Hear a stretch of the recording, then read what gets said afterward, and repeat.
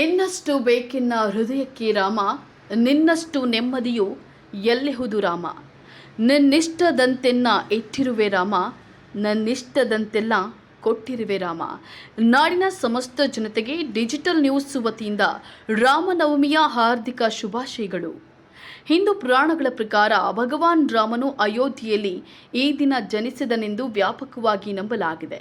ಈ ದಿನದಂದು ನವಜಾತ ಶಿಶುವಾಗಿ ಸ್ವರ್ಗದಿಂದ ಅಯೋಧ್ಯೆಗೆ ಇಳಿದು ಬಂದ ಶ್ರೀರಾಮ ವಿಷ್ಣುವಿನ ಪುನರ್ಜನ್ಮ ಎಂದು ಕೆಲವು ಇತರ ಭಕ್ತರು ನಂಬುತ್ತಾರೆ.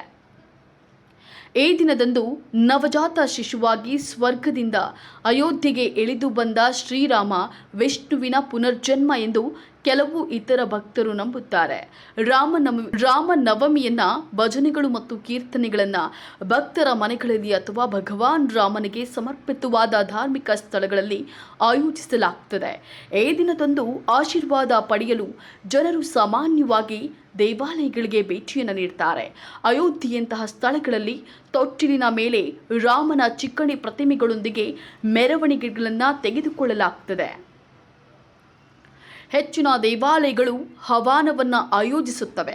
ಇದು ಮನಸ್ಸು, ದೇಹ ಮತ್ತು ಆತ್ಮವನ್ನು ಶುದ್ಧೀಕರಿಸುವ ಗುರಿಯನ್ನು ಹೊಂದಿರುವ ಬೆಂಕಿಯ ಆಚರಣೆಯಾಗಿದೆ. ಪುರೋಹಿತರು ಪ್ರಸಾದದ ರೂಪದಲ್ಲಿ ಭಕ್ತರಿಗೆ ಸಿಹಿ ಮತ್ತು ಹಣ್ಣುಗಳನ್ನು ವಿತರಿಸುತ್ತಾರೆ. ಸಾಮಾನ್ಯವಾಗಿ ಭಕ್ತರು ಇಡೀ ದಿನ ಮಧ್ಯರಾತ್ರಿಯವರೆಗೆ ಉಪವಾಸವನ್ನು ಆಚರಿಸುತ್ತಾರೆ. ಸಾಮಾನ್ಯವಾಗಿ ಸಿಹಿ ಮತ್ತು ಹಣ್ಣುಗಳನ್ನು ಸೇವಿಸುವ ಮೂಲಕ ಉಪವಾಸವನ್ನು ಮುರಿಯಲಾಗುತ್ತದೆ. ರಾಮಲೀಲಾ ಭಗವಾನ್ ರಾಮನು ರಾವಣನನ್ನು ಸೋಲಿಸಿದ ನಾಟಕೀಯ ಚಿತ್ರಣವನ್ನು ದೇಶದ ಅನೇಕ ಭಾಗಗಳಲ್ಲಿ ಪ್ರದರ್ಶಿಸಲಾಗುತ್ತದೆ. ನಾಟಕವನ್ನು ಸಾಮಾನ್ಯವಾಗಿ ಬಯಲು ವೇದಿಕೆಯಲ್ಲಿ ಪ್ರದರ್ಶಿಸಲಾಗುತ್ತದೆ. ಈ ಹಬ್ಬವನ್ನು ದೇಶದಾದ್ಯಂತ ಆಚರಿಸಲಾಗಿದ್ದರೂ ಪ್ರಮುಖ ಆಚರಣೆಗಳು ಅಯೋಧ್ಯೆ, ಭದ್ರಾಚಲಂ, ರಾಮೇಶ್ವರಂ ಮತ್ತು ಸೀತಾಮರೆಯಲ್ಲಿ ನಡೆಯುತ್ತವೆ. ಈ ದಿನದಂದು ಶ್ರೀರಾಮನ ಹೊರತಾಗಿ ಸೀತೆ, ಲಕ್ಷ್ಮಣ ಮತ್ತು ಹನುಮಾನ್ ದೇವತೆಗಳನ್ನು ಪೂಜಿಸಲಾಗುತ್ತದೆ. ಅದೇ ರೀತಿಯಲ್ಲಿ KGFನಲ್ಲೂ ಸಹ ಆಚರಣೆಯನ್ನು ಮಾಡಿದ್ದಾರೆ.